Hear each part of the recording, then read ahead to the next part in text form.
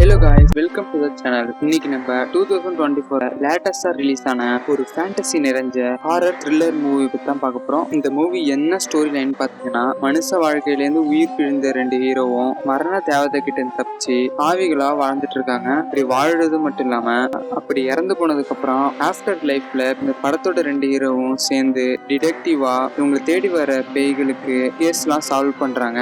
அப்படி பண்ணிக்கிட்டு இருக்கும்போது அந்த மரண தேவதை மாட்டிக்கிட்டு சொர்க்கத்துக்கும் நரகத்துக்கோ போனாங்களா இல்ல இந்த வாழ்க்கையை கண்டினியூ பண்ணாங்களா பார்க்க போற மூவி தான் டெட் பாய் டிடெக்டிவ் சீசன் 1ல இப்போதைக்கு 8 எபிசோட் ரிலீஸ் ஆயிருக்கு. அதுல 1 by 1 நம்ம பார்க்கலாம். அதுக்கு முன்னாடி சேனலை சப்போர்ட் பண்ணுங்க. அப்படி சப்போர்ட் பண்ணாதான் லேட்டஸ்டா வர மூவிஸ் சீரிஸ் எல்லாத்தையும் உங்களுக்கு வந்து கொடுக்க முடியும். மறக்காம சப்ஸ்கிரைப் பண்ணுங்க, லைக் பண்ணுங்க. மறக்காம எல்லேருந்து ஏதாச்சும் குறை இருந்ததுன்னு வச்சுக்கலாம் கமெண்ட் பண்ணுங்க. கரண்ட்ல உள்ள LGBTQ ஆட் பண்ணியிருக்காங்க. அது மட்டும் இல்லாம நரகத்தையும் ஒரு 8 போய் பார்த்துட்டு வந்துடும். வாங்க வீடியோக்குள்ள போகலாம். இந்த மூவியோட ஸ்டார்டிங்ஸ் எல்லாம் பாத்தீங்கன்னா இங்கிலாந்துல உள்ள லண்டனை தான் காமிக்கிறாங்க. வலியை அனுபவிச்ச பேய்கள்லாம் ஆத்மா சாந்தி அடையாம அலைஞ்சிக்கிட்டு இருக்குன்னு ஒரு பேய் மட்டும் ஆக்ரோஷமா அலைஞ்சிட்டு இருக்கு. அதை மட்டும் என்னாட்டி கட்டுப்படுத்த முடியலன்னு சொல்லி ரெண்டு ஹீரோ கிட்டயும் வந்து ஹெல்ப் கேக்குறாங்க இந்த நர்ஸாமா. அப்படியே கட் பண்ணா பேய்க்கே பேய் பிடிச்சதுனால அதை சால்வ் பண்றதுக்கு ரெண்டு ஹீரோவும் கிளம்பிட்டாங்க. அப்படியே கட் பண்ணி இங்க பார்த்தா அந்த பைத்தியம் முடிச்ச பேயை பிடிக்க வந்தா அந்த பைத்தியம் முடிச்ச பேய் இவங்களை தொடுத்துட்டு கத்தி எடுத்து குத்த வருது. பில்டிங் டு பில்டிங் தாவி தப்பிச்சு போயிட்டே இருக்காங்க. பதறிய பயத்தை டிஸ்கஸ் பண்ணிட்டே விட்டுறாங்க. அந்த பைத்தியக்கார பேய் எந்த சைடு வந்து அட்டாக் பண்ணணும்னு தெரியாம அந்த நேரம் பார்த்து எட்வின் ஐடியா தரான். அந்த கேஸ் மாஸ்க், அந்த சபிக்கப்பட்ட கேஸ் மாஸ்க பேயோட மூஞ்சிலிருந்து கீழ்ச்சி எறியணும். அப்பதான் அந்த பேய் நார்மல் மோடுக்கு வரும்னு சொல்றான். சார்லஸும் கத்தி எடுத்துட்டு தயாராகிறான். எனக்கு உடனே பைனார் ஆர்கன் வேணும், அது ஊதா கலர்ல இருக்குன்னு சொல்றான். அது நம்ம சார்லஸ் பேக் பேக்ல கையோட்டி எடுக்கலான்னு பார்த்தா இந்த சமயம் பார்த்து அது தேவைப்படாதுன்னு ஆபீஸ்ல வச்சுட்டு வந்துட்டான். அதுக்கு உடனே எட்வினும் சார்லஸ் உன்னோட பைக்குள்ளதான் நிறைய பொருள் வைக்க முடியுமேன்னு சொல்றான். அந்த நேரம் பார்த்து உயரமான பில்டிங்ல இருந்து இவங்க இருக்கிறத பார்த்து இந்த பைத்தியக்கார சோல்ஜர் பேய் இவங்களை தாண்டி இவங்க பக்கத்துலயே ஜம்ப் ஆகி வந்து கத்தி எடுத்துட்டு நிக்குது. இதை பார்த்து நம்ம ரெண்டு ஹீரோஸும் திருச்சி ஓடுறாங்க. அந்த சமயம் பார்த்து அங்க ஒரு இடத்துல ரெண்டு பேர் கண்ணாடியை தூக்கிட்டு போறாங்க. அதை பார்த்து நம்ம ரெண்டு ஹீரோஸும் அந்த இடத்துக்கிட்ட போயிட்டு இருக்காங்க. நம்ம ஆபீஸ்க்கு போகணும்னு அந்த கண்ணாடிக்குள்ள போனதுனால அபார்ட்மெண்ட்டுக்கு போயிடுறாங்க ரெண்டு பேரும். இப்படி நம்ம இந்த அபார்ட்மெண்ட்டுக்கு வந்தோம், நம்ம ஆபீஸ்க்கான போயிருக்கணும்னு கேட்கிறான் சார்லஸ். அதுக்கு நம்ம எட்வினும் திருச்சி ஓடும்போது மிரர் டிரான்ஸ்ஃபர் அப்ப இப்படிதான் சில டைம்ல வந்து மாறிடும் சொல்றான் எட்வின். அந்த வேர்ல்டு வார் போயும் இந்த கண்ணாடி டிரான்ஸ்ஃபர் பண்ணுமான்னு பார்த்தா அதுவும் டிரான்ஸ்ஃபர் பண்ணி இவங்களை பின்தொடர்ந்து வந்துகிட்டே இருக்கு. இந்த மூணு பேர் செய்யற ரகலைய மனுஷ கண்ணுக்கு தெரியாது. வெளியே இருந்து மனுஷ கண்ணுக்கு இது ஒரு வியர்டான இன்சிடென்ட்டா மட்டும் தான் தெரியும். அதே மாதிரிதான் ஓடிட்டு இருக்கும்போது அங்க வெயிட்டர் எடுத்துட்டு போற ட்ரேவை இடிச்சிருவாங்க. அதை பார்த்துட்டு அந்த வெயிட்டரு முழிச்சிட்டு நிப்பாங்க. ஒரு வழியா ஒரு ரூமை கண்டுபிடிச்சு அந்த மிரர்ல இருந்து நம்ம ஆபீஸ்க்கு போற மாதிரி செட் பண்ணி சோல்ஜர் பேய்க்காக வெயிட் பண்ணிட்டு இருக்காங்க. அந்த நேரம் பார்த்து செவுத்து வழியா பூந்து வந்துருது சோல்ஜர் பேய். சார்லஸ் இந்த சைடு பாத்தீங்கன்னா அந்த பேய அமையா அடிச்சு புரட்டி எடுக்கிறான். அதே சமயம் அந்த மாஸ்க் அழிக்கிறதுக்கு மேஜிக் புக்கை தேடிட்டு இருக்கான் எட்வின். இந்த பைத்தியக்கார கோஸ்ட் பேய் நம்ம சார்லஸ புரட்டி பந்தாடி மேலேறி உட்காந்து கத்தி எடுத்து குத்த போற நேரம் சார்லஸ் கையை வச்சு தடுத்துட்டு இருக்கான். அந்த சமயம் பார்த்து பக்கத்துல உள்ள கத்தி எடுத்து இந்த பேயோட மாஸ்க கிழிச்சு எட்வின்ட்ட கொடுத்துட்றான். நம்ம எட்வினும் மேஜிக் வேர்டை யூஸ் பண்ணி அந்த மாஸ்க டிஸ்ட்ராய் பண்ணிடுறான். இந்த மாஸ்க் எரிய எரிய இந்த உடம்புல உள்ள பேய் வாயிலிருந்து ரத்தமா வெளில போகுது. இந்த ரத்தம் எல்லாம் நம்ம சார்லஸ் மேல பட என்ன இது கன்றாவின்னு நினைச்சு கதறான். ஒரு வழியா சோல்ஜர் உடம்புல உள்ள பேய விரட்டியாச்சு. சோல்ஜர் உடம்புல இருந்து பேயை விரட்டின உடனே குற்ற உணர்ச்சியில அந்த பேய் அழுதுட்டு இருக்கு. அதுக்கு உடனே நம்ம சார்லஸ் தான் ஆறுதலா நீ செஞ்ச சாகசத்தை எல்லாம் புக்ல ஸ்டூடெண்ட்ஸ் எல்லாம் படிப்பாங்க நல்லபடியா இருந்து ஆறுதலா பேசுறான். மரண தேவதை வர நேரம் வந்துடுச்சுன்னு இந்த ஆபீஸ் விண்டோ செவுத்து வெளில போய் ஒளிஞ்சுக்கிறாங்க ரெண்டு பேரும். ஏன்னு பாத்தீங்கன்னா நம்ம ரெண்டு ஹீரோஸும் ஒரு பேய் மரண தேவதைக்கு டிமிக்கி கொடுத்துட்டு தான் இவங்க ரெண்டு பேரும் இந்த டிடெக்டிவ் வேலையை பார்த்துட்டு இருக்காங்க. மரண தேவதையும் வந்து காம் டவுனா சோல்ஜர்ட்ட பேசி அழைச்சிட்டு போகுது. வேலையை கச்சிதமா முடிச்சிட்டோன்னு ரெண்டு டிடெக்டிவ் சந்தோஷப்பட்டுக்கிறாங்க. அப்படியே கட் பண்ணி ரெண்டு டிடெக்டிவ்ஸும் அவங்க ஆபீஸ்ல இருக்காங்க. நம்ம எட்வினுக்கு பேய்களை ஃபேஸ் பண்றப்ப மந்திரம் வேலை செய்யாதப்ப எப்படி உன்னை பாதுகாத்துக்கிறதுன்னு ஃபைட் பண்ண சொல்லி தரான் சார்லஸ்.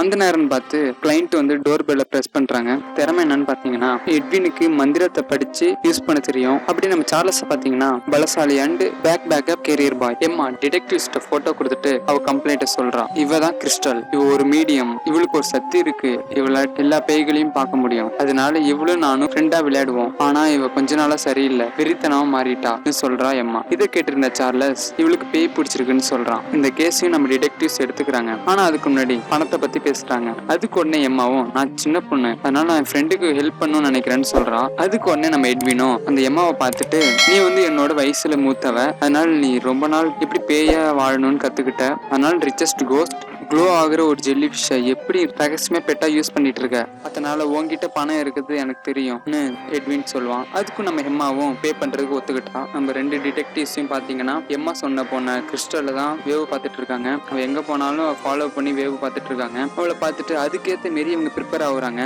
எட்வினை பாத்தீங்கன்னா புக்கை பார்த்து மந்திரத்தெல்லாம் கத்துக்கிட்டு இருக்கான். நம்ம சார்லஸ் அதுக்கு தேவையான பொருள்லாம் ரெடி பண்ணிட்டு இருக்கான். அதுக்கப்புறம் கரெக்டான நாளுக்காக வெயிட் பண்ணிட்டு இருக்கேன். அந்த டைமும் கிடைச்சதுனால இந்த கிறிஸ்டல் ட்ரெயின்ல போகும்போது இந்த பேயை பிடிக்கலான்னு நம்ம டிடெக்டிவ்ஸும் போறாங்க. கட் பண்ணி ட்ரெயின்ல காமிச்சா கிறிஸ்டல் உடம்புல உள்ள பேயை எடுக்கிறதுக்காக வந்திருக்காங்க நம்ம டிடெக்டிவ்ஸ். அதுவும் மனுஷ உருவத்துல மாறுவேஷம் போட்டுட்டு வந்திருக்காங்க. சார்லஸ் பாத்தீங்கன்னா கிறிஸ்டல் பேயை எங்கேயும் நவர விடாம பின்னாடி நின்று பிடிச்சிக்கிறான். எட்வின் இந்த பேயை அடக்கிறதுக்காக அந்த மந்திரத்தை வரைஞ்சிட்டு இருக்கான். சார்லஸ் கையில இருந்து ரிலீஸ் ஆன பேய் ஒரு கிக் அடிச்சு பறக்க விட்டுரும் நம்ம சார்லஸ். அந்த கிக் விட்டதுல தானாவே அந்த மந்திர எழுத்துக்குள்ள மாட்டிக்கும். அந்த பேய் மாட்டிக்கிட்டு நவர விடாம தவிக்கும். உடனே எஸ்கேப் ஆகிறதுக்கு ட்ரெயின் எல்லாம் திருப்பும். அதுக்கப்புறம் ஒரு போர்ட்டல் ஓபன் பண்ணி மீனை வரவழைச்சு மந்திர எழுத்துக்களை அழிக்க பார்க்கும். அந்த நேரம் பார்த்து மந்திர பெட்ஷீட்டை போட்டு பேய் எதுவும் செய்ய விடாம அந்த பேயையும் வெளில போய் வச்சிடறாங்க. அதுக்கப்புறம் கிறிஸ்டல் நார்மலா இருக்கிறாளான்னு போய் பேசினா அவளோட மெமரி எல்லாம் அழிஞ்சு போச்சு. அதுக்கு உடனே நம்ம சார்லஸும் இவளுக்கு மெமரி வர வரைக்கும் நம்ம கூட இருக்கட்டும்னு தங்க வச்சிடறான். சார்லஸ் இந்த பொண்ணு ஆபீஸ்லயே தங்க வச்சது நம்ம எட்வினுக்கு பிடிக்கவே இல்லை. என்ன தேவதே இப்பதான் நம்ம ஆபீஸ்க்கு வந்துட்டு போயிருக்கா, அதனால நம்ம ஆபத்துல இருக்கோம், இவ இருக்கிறது இங்க சரியில்லைன்னு சொல்றான் எட்வின். ஆனா அந்த கிறிஸ்டல் பொண்ணை பாதிலே விடுறதுக்கு மனசே இல்லை நம்ம சார்லஸ்க்கு. ஏன்னா அவளுக்கு மெமரி ஒன்றும் கிடைக்கவே இல்லை. தெரியாம வேற எங்கேயாச்சும் போய் மாட்டிக்கிட்டானா அதனால அவன் பயப்படுறான். இது எல்லாத்தையும் தூங்கிட்டு இருக்கும்போது கேட்ட கிறிஸ்டல் தூக்கத்துல இருந்து எழுந்துடுறா. எழுந்த உடனே நீங்க பேசுறதுலாம் எனக்கு கேட்க உங்களுக்கு தெரியுமான்னு கேட்கறா. எனக்குள்ள உள்ள டேவிட்டை விரட்டினதுக்கும் இங்க எனக்கு தூங்குறதுக்கு இடம் கொடுத்ததுக்கும் தேங்க்ஸ்ன்னு சொல்றா. இவக்குள்ள இருந்த பேய் பேரு டேவிட்னு ரெண்டு டிடெக்டிவ்ஸும் தெரிஞ்சுக்கிறாங்க. எட்வினை பாத்தீங்கன்னா கிறிஸ்டல் இந்த இடத்த விட்டு போகணும்னே குறிக்கோளா இருக்கான். வா கிறிஸ்டல் வெளில போயிட்டு வரும். இந்த டைம் எட்வின் ஆட்டிடியூட மாத்திக்கிறதுக்கு யூஸ் ஆகும்ட்டு சார்லஸும் கிறிஸ்டலும் வெளில போறாங்க. இவங்க ரெண்டு பேரும் நடந்து போயிட்டு இருக்கும்போது பேசிக்கிட்டு வராங்க.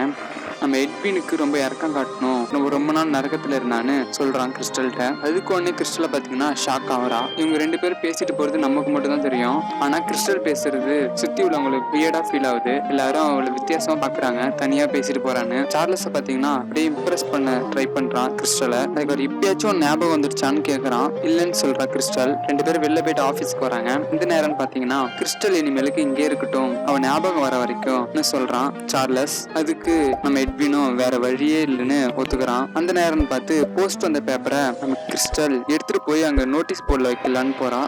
அந்த நேரம் பார்த்து அந்த மிஸ்ஸிங் பொண்ணு பேப்பரை தொட்ட உடனே கிறிஸ்டலுக்கு இல்யூஷனா ஒரு அவளோட மைண்ட்ல தெரியுது. இந்த பொண்ணு உயிரோட தான் இருக்கான்னு கண்டுபிடிச்சிடுறா. அதுவும் மந்திரங்கள் நிறைந்த இடத்துல இருக்கான்னு அப்படியே நேர்ல பார்த்த மாதிரியே இவளோட மேஜிக்கை யூஸ் பண்ணி இந்த மிஸ் ஆன பொண்ணை உடனே காப்பாத்தி ஆகணும்னு சொல்றா கிறிஸ்டல். எட்வின் சார்லஸும் தனியா ஒரு ரூமுக்குள்ள போய் டிஸ்கஸ் பண்றாங்க. எட்வினை பாத்தீங்கன்னா இந்த கேஸை எடுத்துக்க வேணான்னு சொல்றான். இவளை கண்டுபிடிச்சு கொடுத்தா நம்மளுக்கு என்ன கிடைக்கும், இவளுக்கு யாருமே கிளைண்ட் இல்ல, யாருமே நம்மள்ட்ட வந்து சொல்லலன்னு சொல்றான் எட்வின். இவளையே நம்ம கிளைண்டா வச்சு கண்டுபிடிப்போம். ரீசெண்டா வேற மரணதேவ நம்ம ஆபீஸ்க்கு வந்துட்டு போயிருக்கா, ஒரு சேஞ்சுக்காக எடுத்து பண்ணி பார்ப்போம்னு சார்லஸ் சொல்றான்.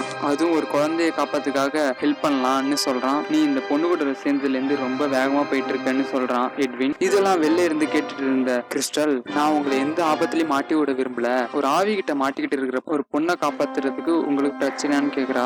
ஒரு சின்ன பொண்ணை அப்படி சாக விட போறியான்னு நம்ம எட்வின் மைண்ட கழுவி எட்வினையும் இந்த விஷயத்துக்கு ஒத்துக்க வச்சிடுறாங்க. ஒரு வழியா ஹிஸ்டாரிக்கல் டிஸ்ட்ரிக்ட் போய் சேர்றாங்க. மிரர்லயே டிராவல் பண்ணி வந்திருக்கலான்னு ஒரு குறையா எட்வின் சொல்றான். அதுக்கு உடனே நம்ம கிறிஸ்டலும் உங்களோட மிரர் ஆப்ளிக் டெக்னிக் தான் ஒரு மனுஷன் கூட வரும்போது யூஸ் பண்ண முடியாதுன்னு தெரியும். இவங்களும் ஒரு வழியா போன்ல எப்படியே ட்ரை பண்ணி ரெண்டுக்கு வீடு இருக்கான்னு ஒரு வீடை கண்டுபிடிச்சிட்டாங்க. பீஃப் கறி வெட்டுற கடைக்கு போய் ரெண்டுக்கு வீடு இருக்கான்னு போய் கேக்குறாங்க. அதுக்கு ஒண்ணு அந்த வீட்டு ஓனரமா கையில கத்தி எடுத்துட்டு வந்து பயமுறுத்துற மாதிரியே போறாங்க. கிறிஸ்டல் உடனே உங்களோட பிரைஸ் தான் அஃபோர்டபுளா இருக்கு, அதனால வீடு இல்லைன்னு சொல்லிடாதீங்கன்னு ரெக்வஸ்ட் பண்ணி கேட்கறா. ஹவுஸ் ஓனரும் காசு இருக்கான்னு கேக்குறாங்க. இருக்குன்னு சொன்னேன். ரூமை போய் காமிக்கிறாங்க. வீக்லி ரெண்ட் கொடுத்தணும், ரூமை கிளீனா வச்சுக்கணும். இந்த வீட்டுல ரெண்ட் கொடுத்துருக்கே 2 ரூம் தான். எதுக்கு வீட்டுல இருக்கவ பேரு நிக்கோ, யாருக்கிட்டையும் பேச மாட்டா. இவ்வளவு ரூல்ஸ் சொல்லிட்டு போறாங்க ஹவுஸ் ஓனர். உடனே டிடெக்டிவ் பாய்ஸ் பாத்தீங்கன்னா எதுக்கு ரூம்ல போய் அவ எப்படிப்பட்டவன்னு தெரிஞ்சுக்கிறதுக்காக ரூம் உள்ள போய் பாக்குறாங்க. நம்ம கிறிஸ்டல்ட்டு வந்து சொல்றாங்க, அந்த பொண்ணு வால்பேப்பர் போட்டோல நிறைய பையன் போட்டோ ஆல்பமா இருந்தது, அதுக்கு உடனே நீங்களாம் அங்க போக கூடாதுன்னு சொல்றா. அவங்க கொலைக்காரங்களா இல்லையான்னு தெரிஞ்சுக்க வேணாமான்னு எட்வின் சொல்றான். அதுவும் ஹவுஸ் ஓனர் கூட இருக்கலாம், கையில கத்தி வச்சுட்டு இருந்தாங்க. இல்ல நம்ம வந்த வேலையை பார்க்கலாமா, இங்க இன்வெஸ்டிகேஷன் தான் வந்திருக்கோம்னு நம்ம கிறிஸ்டல் சொல்றா. இந்த 3 பேரும் இன்வெஸ்டிகேஷன் இறங்குறாங்க. நம்ம ஹீரோஸ் 2 பேரும் தொலைஞ்சு போன அப்பா அம்மா கிட்ட போய் பேச்சுவார்த்தை கொடுக்குறாங்க. நம்ம கிறிஸ்டல் பொண்ணு வீட்டோட வெளிப்பக்க மூலையில உட்காந்துக்கிட்டு அந்த மிஸ் ஆன பொண்ணு தொலைஞ்சு போறதுக்கு முன்னாடி என்னென்ன பண்ணிட்டு இருந்தான்னு இவளோட பவரை யூஸ் பண்ணி பாத்துட்டு இருக்கா. அப்பதான் ஒரு விஷயத்த கண்டுபிடிக்கிறா. அவ போட்டிருந்த ஷூ எடுத்து போலீஸ்காரங்க கிட்ட வந்து இவங்க அப்பா அம்மா எடுத்து தராங்கன்னு. அது உடனே பாய்ஸ் கிட்ட சொல்ல, குப்பத்தட்டி ஓரமா ஒரு பிளேட்ல தண்ணி இருக்க, அதுல பூந்து போலீஸ் கிட்ட உள்ள அந்த ஷூ ப்ரூஃப எடுத்துட்டு வந்துடுறான் எட்வின். வர வழியில இரும்பு தொட்டு கைய பொசிக்கிட்டு வந்திருக்கான். இரும்புனா பேய்களுக்கு ஆகாது இந்த இடத்துல தெரியுது. எட்வின் எடுத்த ஷூ உடனே நம்ம கிறிஸ்டல் தொட்டடும் காணாமல் போன பேக்கி பொண்ணு பார்த்து எல்லாத்தையும் பார்க்க முடியுது. கடைசியில அந்த வீட்டுக்கு முன்னாடிதான் அவ இந்த ஷூவை லாஸ்ட் டைம் போட்டான்னு கண்டுபிடிச்சிடுறான் அந்த கிறிஸ்டல். அந்த நேரம் பார்த்து பின்னாடி ஒரு பூனை வர எட்வின் அந்த பூனை கிட்ட ஹெல்ப் கேட்கிறான், அந்த வீட்டை பத்தி அச்சுவான் தெரியுமான்ட்டு. அந்த நேரம் பார்த்து அந்த பூனையும் பேசுது. மனுஷங்க கிட்ட மட்டும் தான் பேசாதான், பேய்கள் கிட்ட நல்லாவே பேசுமா. அந்த வீட்டை பத்தி எதுவும் எனக்கு தெரியாது, நான் எதுவும் சொல்ல மாட்டேன்னு சொல்லிட்டு தப்பிச்சு ஓடுது. அந்த வீட்டை வெளில எடுத்துட்டு நோட்டம் விடுறாங்க. பைனாகுலர் வச்சு நோட்டம் விடுறான் சார்லஸ். ஏதோ ஒண்ணு கொதிச்சுக்கிட்டு இருக்கு, குண்டுக்குள்ள காக்கா இருக்கு, ஆனா வீட்டுக்குள்ள எதுவோ நடக்குதுன்ட்டு வீட்டை பத்தி ஃபுல் டீட்டெயில் சொல்றான். பைனாகுலர் பார்த்துட்டு ஃபுல் டீட்டெயில் சொல்றான். அந்த வீட்டுக்குள்ள போகிறதுக்கு முன்னாடி இந்த வீட்டை பத்தி ஃபுல் டீட்டெயில் நம்மளுக்கு தெரிஞ்சுக்கிட்டு தான் உள்ள போகணும்னு எட்வின் சொல்றான். பார்ல உட்காந்து டிஸ்கஸ் பண்ணிட்டே சொல்றான். கிறிஸ்டல் இந்த 2 ஹீரோஸ் கூடயும் பேசிக்கிட்டு இருக்கிறது நம்மளுக்கு தெரியும், ஆனா அவங்க சுத்தி உள்ளவங்களுக்கு தெரியாது. அதே மாதிரிதான் அந்த பார்ல உள்ள குரூப் கேர்ள்ஸ்லாம் நம்ம கிறிஸ்டலை பார்த்து சிரிக்கிறாங்க தனியா பேசுறத பார்த்துட்டு. உடனே இந்த இடத்த எழுந்து ரெஸ்ட் ரூம் போற கிறிஸ்டல் அங்க போய் மிரரை பார்த்தா பல்ப் ஆன் ஆகி ஆஃப் ஆகுது. எலக்ட்ரிக் ஷார்ட் ஆட்டம் அம்ஜி எரியுது. உடனே ரெஸ்ட் ரூம் வெளில வந்து பார்த்து வேற ரூம்குள்ள வந்த மாதிரி ரெட் கலரா இருக்கு. இவளுக்கு தெரியாம என் மைண்ட்ல உள்ள பேய் கிட்ட பேசுறா. இவன் மைண்டுக்குள்ள உள்ள டேவிட் டீமன்ஸ் கிட்ட தான் பேசிட்டு இருக்கா. டேவிட் டீமனை பாத்தீங்கன்னா கிறிஸ்டல் மெமரி வச்சுக்கிட்டு தரமாட்டான். கிறிஸ்டலும் கேக்குறா, அவளுக்கு எதுவுமே புரிய மாட்டுது. உன்னதான் பேய் ஓட்டி ஆயிடுச்சு, நீ எப்படி என் மைண்டுக்குள்ள வந்தன்னு தெரியாம முழிச்சிட்டு இருக்கா. அந்த நேரம் பார்த்து பயமுறுத்துற மாரி உன்னை நான் என்ன பண்ண போறோன்னு டேவிட் கிறிஸ்டல் கிட்ட வரான். அந்த நேரம் பார்த்து மைண்டுக்குள்ள பேசிக்கிட்டு இருந்ததுல இருந்து வெளில நார்மலான வாழ்க்கைக்கு வந்துடுறான். திடீர்னு பேய் கிட்டயா பேச ஆரம்பிச்சுட்டேன்னு எட்வின் சொல்றான். கிறிஸ்டலுக்கு எதுவுமே புரியல. சுத்தி பார்த்தா பார்ல உள்ள எல்லாரும் நம்ம கிறிஸ்டலை தான் பாத்துட்டு இருக்காங்க. திருன்னு முழிச்சிட்டு இருக்கா. உடனே இந்த பாரை விட்டு வெளில போறான். கிறிஸ்டல் தனியா போறத பார்த்துட்டு 2 ஹீரோஸும் அவ முன்னாடி போய் திடீர்னு அவ முன்னாடி போய் நிக்கிறாங்க. உடனே பதறிக்கிட்டு பயத்திலேயே எனக்கு கொஞ்ச நேரம் டைம் கொடுங்க, கொஞ்ச நேரம் தனியா விடுங்கன்னு பயத்திலேயே பேசிக்கிட்டு இருக்கா. சார்லஸ் உடனே டேவிட் போய் வேற பேயாச்சும் உடம்புல வந்திருக்கான்னு கேட்கிறான். யாருமே என் உடம்புல இல்ல, என்ன சும்மா கொஞ்ச நேரம் தனியா விடுங்கன்னு சொல்றான். யாரும் ராட்சஸ் கண்கள்லாம் என்ன பாக்குதுன்னு சொல்றான். இவன் நம்ம கூட இருக்க வேணான்னு சொன்னானே சார்லஸ், இவன் இருந்தா இப்பதான் டிஸ்டர்பன்ஸா இருக்கும். அன்னைக்கு உடம்புல இருந்து பேய் ஓட்டும் போது பாத்தீங்கன்னா சூனிகாரி பேய்லாம் இவன் உடம்புல இருந்து போனுச்சு, பாத்தில நீ தான் சொல்றான் எட்வின். உங்களுக்கு கேஸ் க்ளோஸ் ஆகணும் அவ்வளவுதானே, அந்த போர்ட்ல இருந்து இந்த பேப்பரை கிழிச்சு போட்டுருங்க, கேஸ் க்ளோஸ் ஆயிடும், அவ்வளவுதான், என்ன தனியா விடுங்கன்னு கத்திக்கிட்டு இவங்களை தாண்டி போயிட்டு இருக்கா. இவ எப்படி நம்மள திட்டிட்டு போலான்னு டென்ஷன் ஆகிறான் எட்வின். அவ பயத்துல பேசிட்டு இருக்கா. அது மட்டும் இல்லாம அவளுக்கு பேய் பிடிச்சதுனாலதான் இப்படி கத்திட்டு போறான்னு அவள் சப்போர்ட்டாவே பேசுறான் எட்வின். அவளுக்கு நடந்ததுதான் பாத்தியில எட்வின் சொல்றான். அவளுக்கு நடந்தது பெருசுனா எனக்கு நடந்தது நீ என்ன சொல்லுன்னு 70 வருஷம் நரகத்துல இருந்து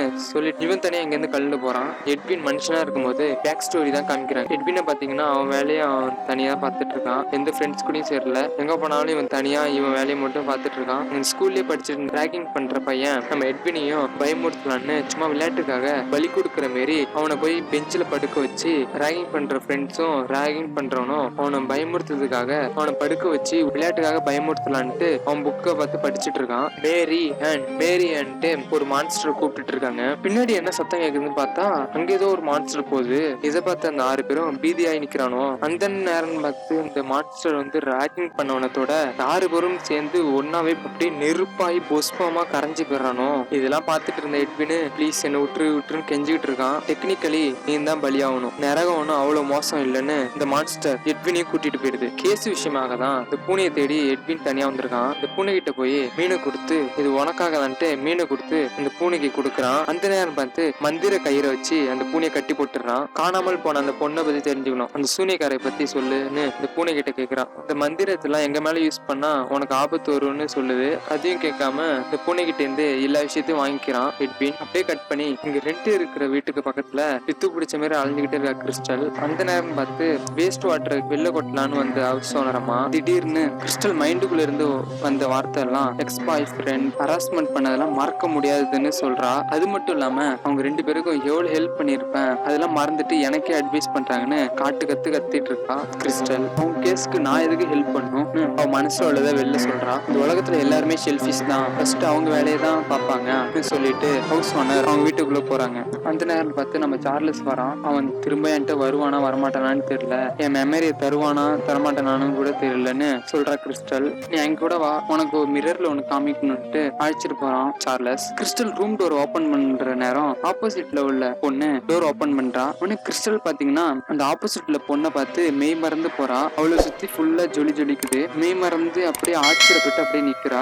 சார்லஸ் கிறிஸ்டல்னு கூப்பிட்டதுக்கு அப்புறம் தான் அந்த இமேஜினேஷன்ல இருந்து வெளில வரா. சார்லஸ் மிரரை தொடுறான். தொட்ட உடனே அவங்க அப்பா அம்மாவை தான் இவளுக்கு காமிக்கிறான். ஒன்னும் உயிரோட தான் இருக்காங்கன்னு ஆச்சரியப்படுறான். ஆமா, வீக்லி நான் இவங்களை பார்ப்பேன் சொல்றான். எங்க அம்மா ரொம்ப நல்லவங்க, அப்பா தான் ரொம்ப கெட்டவங்க சொல்றான். ஆனா இப்ப 2 பேரும் சந்தோஷமா இருக்காங்க சொல்றான். நீ எங்க கூட இருக்கணும்னா ஆனஸ்டா நேர்மையா ஒளிவு மறைவு இல்லாம எங்கள்கிட்ட இருக்கணும் சொல்றான். இந்த நேரம் பார்த்து எட்வின் உடையாந்து சூனியக்காரியை பத்தி எல்லா மெசேஜும் தெரிஞ்சிடுச்சு, வாங்க போலான்னு சொல்றான். இந்த மெசேஜ் ஆனஸ்டா உள்ளவங்களுக்கு மட்டும்தான் சொல்றான். ஓகே, நான் இனிமேலுக்கு ஆனஸ்டா இருக்கேன், என்ன நடந்ததுன்னு சொல்றேன்ட்டு கிறிஸ்டல் பேய் பிடிக்கிறதுக்கு முன்னாடி என்ன நடந்ததுன்னு சொல்றா. நம்ம கிறிஸ்டலுக்கு தான் பேயை பாக்குற சக்தி இருக்குல்ல, அதனால டேவிட் பேய் கூட டூயட் பாடிட்டு இருந்திருக்கா. அந்த டேவிடும் ஒரு பொண்ணு உடம்புக்காக தான் இந்த கிறிஸ்டல் லவ் பண்ணிருக்கான். டேவிடு இந்த கிறிஸ்டல் உடம்புக்குள்ள போனதுக்கு அப்புறம் தான் இந்த கிறிஸ்டலுக்கே தெரிஞ்சிருக்கு. இந்த விஷயத்த அப்படியே நம்ம டிடெக்டிவ்ஸ்ட சொல்லிடுறா. இது எல்லாத்தையும் கேட்டுட்டு எட்வின் டென்ஷன் ஆயிடுறான். டிடெக்டிவா இருக்கு ரொம்ப ஈஸியா, நான் இறந்து போகும்போது என் மேல தப்புன்னு முத்திர குத்திட்டாங்க. சார்லஸ் அவன் இறந்து போனதை போலீஸே மூடி மறைச்சிட்டாங்க. ஆனா நீ மட்டும் ஜாலியா இருக்க, எங்களை பத்தி யாருமே கவலைப்படல. ஆனா நீ மட்டும் விளையாண்டுட்டு இருக்க. வெளில போலீஸ் கண்டுபிடிக்காத கேஸ் எல்லாம் நாங்க இறங்கி கண்டுபிடிச்சிட்டு இருக்கோம். இப்ப இந்த கேஸ்ல சூனியக்காரி என்ன பண்றது கூட தெரியல, நீ இதெல்லாம் கண்டுக்காம விளையாண்டுட்டு இருக்க. எனக்கு எல்லாமே புரியுது,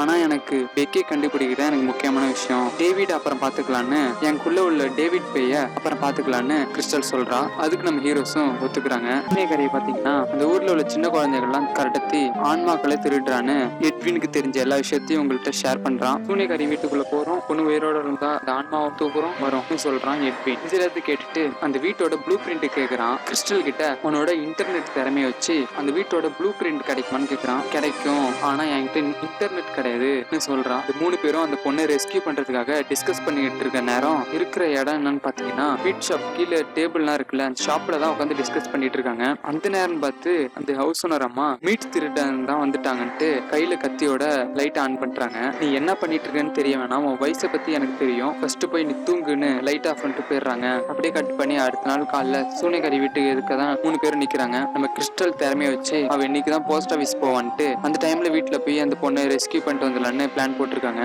அது போலயே சூனியக்காரியும் கார் எடுத்துட்டு போஸ்ட் ஆஃபீஸ் போறா. நம்ம எட்வினை பாத்தீங்கன்னா சார்லஸை கூப்பிட்டுட்டு கிளம்புறான். கிறிஸ்டல் உடனே அதான் நம்ம ஃப்ரெண்ட்ஸ் ஆயிட்டோம்ல, என்ன விட்டுட்டு எதுக்கு போறீங்க, நானும் வரேன்னு சொல்றா. அதுவும் உன்னோட சேஃப்டிக்காக தான் உன்னை இங்க இருக்க சொல்றோம். எனக்கு தெரிஞ்ச அந்த சூனியக்காரி ஒரு பொண்ணை பிளாஸ்டிக் சேரா மாத்தினா, ஃபுல் அண்ட் ஃபுல் பிளாஸ்டிக் சேராவே அவர் வாழ்ந்தா, ஆனா பிளாஸ்டிக் சேரா மட்டும் தான் இருந்தா, அதனாலதான் இங்கே சேஃபா இருன்னு வெளியே விட்டுட்டு போறாங்க. நம்ம டிடெக்டிவ்ஸ் வீட்டு ஃபுல்லா தேடுறாங்க, அந்த பொண்ணை எங்க ஒழிச்சு வச்சிருக்குன்னே தெரியவே இல்லை. அப்பதான் லாஸ்ட் அண்ட் ஃபைனலா இந்த கிச்சன்ல போய் சர்ச் பண்ணலான்ட்டு கபோர்ட்லாம் ஓபன் பண்ணி பார்த்தாங்க. ஒரு கபோர்ட் மட்டும் டிஃப்ரெண்டா பூட்டு போட்டு வச்சிருக்காங்க. அந்த கபோர்ட் ஓபன் பண்ணி பார்த்தா ஃபுல்லா க்ளோஸ் ஆவே இருக்கு. ஆனா ஏதாச்சும் பொருள் நவுத்தி பார்க்கலாம் எட்வின் நவுத்துறான். அந்த நேரம் எடுத்து ஒரு செயின் போட்டு கப்போட ஜாயிண்ட் ஆயிருக்கு. அந்த செயினை பிடிச்சி இழுத்தா ஒரு டோர் ஓபன் ஆகுது. மேஜிக் அவனை உள்ள பிடிச்சி இழுத்து போட்டுருது.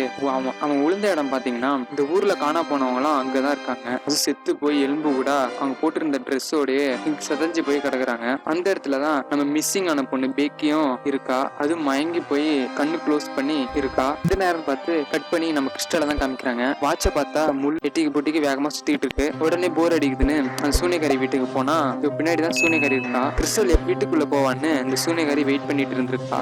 இவங்க 3 பேரும் சூனியக்காரி வீட்டுக்குள்ள போறது எல்லாம் தெரிஞ்சுட்டு தான் அந்த சூனியக்காரியும் போஸ்ட் ஆஃபீஸ் போயிருக்கா. நீங்க என்ன தேடி வந்திருக்கீங்கன்னு சூனியக்காரி கேக்குறா. மிஸ்ஸிங் ஆன ஒரு பொண்ணை தேடி வந்திருக்கோன்னு கிறிஸ்டல் சொல்றா. அந்த பொண்ணை மட்டும் நான் திருப்பி தரமாட்டேன்னு சொல்றா சூனியக்காரி. எனக்கு ரொம்ப பிடிச்ச பொருள் இல்ல இந்த பொண்ணு ஒரு ஆளுன்னு சொல்ற சூனியக்காரி. ஜாப்பனீஸ் வைன் ரொம்ப பேர்ட்ஸ் எல்லாம் எனக்கு ரொம்ப பிடிக்கும்னு சொல்றா. அதோட உன்ன மாதிரி ஒரு பொண்ணும் எனக்கு பிடிக்கும் அப்படி சொல்லிட்டு அப்படியே கிட்ட வந்து ஸ்மோக்கிங் பண்ண புகைய நம்ம கிறிஸ்டல் மேலேயே ஊதி மயக்கம் அடி வைக்கிறா. அப்படியே கட் பண்ணி நம்ம பாய்ஸை பார்த்து சார்லஸ் வெறி கொண்டு கயிறை பிடிச்சி இழுத்துட்டு இருக்கான். எட்வினும் கொஞ்சம் கொஞ்சமா மேல போயிட்டே இருக்கான்.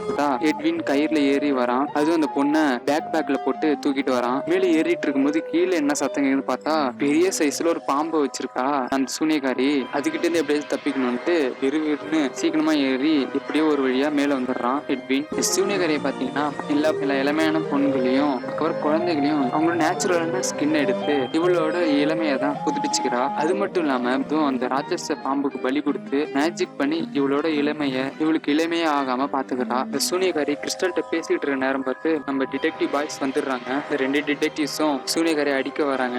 அந்த நேரம்னு பார்த்து வாக்கிங் ஸ்டிக்கா வச்சிருக்க அயன் ராட் வச்சு தூக்கி அடிச்சிடற 2 பேரும் பறந்து போய் விழுந்துடுறாங்க. நம்ம கிறிஸ்டலை பத்தி தெரியாம அவ கை எட்டுற மாரி போய் நிக்கிற சூனியக்காரி அந்த நேரம் பார்த்து உனக்கு சாவியே காட்டுறேன் அவளை பிடிச்சி நம்ம கிறிஸ்டலுக்கு வர இலுஷனை சூனியக்காரிக்கும் வர வச்சு நம்ம சூனியக்காரி கண்ணும் வெளியா போய் மயக்காடை வச்சிடறா. சூனியக்காரி அதுல இருந்து வெளில வந்து தவழ்ந்து அந்த அயன் ராட் எடுக்கிறதுக்காக போறான். அந்த சமயம் பார்த்து சார்லஸ் பாத்தீங்கன்னா சூனியக்காரி உடம்புலயே பூந்துடுறான். நான் இந்த சூனியக்காரியை அவ வீட்டுல போய் விட்டுட்டு வந்துடுறேன், நீங்க 2 பேரும் இங்க தப்பிச்சு போங்க, நான் வந்துடுறேன்னு சொல்றான். சார்லஸும் அவ உடம்புல பூந்து போய்கிட்டு இருக்கான். அந்த சூனியக்காரி தான் வேற லெவல்ல பவர் இருக்குல்ல, அதனால அவ பக்கத்துல உள்ள தூண்ல இடிச்சு சார்லஸ வெளில வர வச்சிடறா. நீங்க தேவையில்லாம என்னோட வழியில குறுக்கிட்டீங்க, இனிமேலுக்கு உங்களை சும்மா விட மாட்டேன்ட்டு மிரட்டிட்டு வீட்டுக்குள்ள போயிடுறா சூனியக்காரி. ஒரு வழியா இந்த கேஸையும் சால்வ் பண்ணிட்டாங்க நம்ம டிடெக்டிவ்ஸ். நீ இருள் மந்திரத்தை இதெல்லாம் பார்த்ததெல்லாம் நீ மறந்துரு, இப்ப நீ போய் அப்பா அம்மாவை பாருன்ட்டு அந்த பேக்கிய அவங்க அப்பா அம்மா கிட்ட போய் சேஃபா சேர்த்துட்டாங்க. அந்த பேக்கி பொண்ணு முடியாத பேரண்ட்ஸ் பார்த்துட்டு தொலைஞ்சு போன பொண்ணு கிடைச்சிட்டான்ட்டு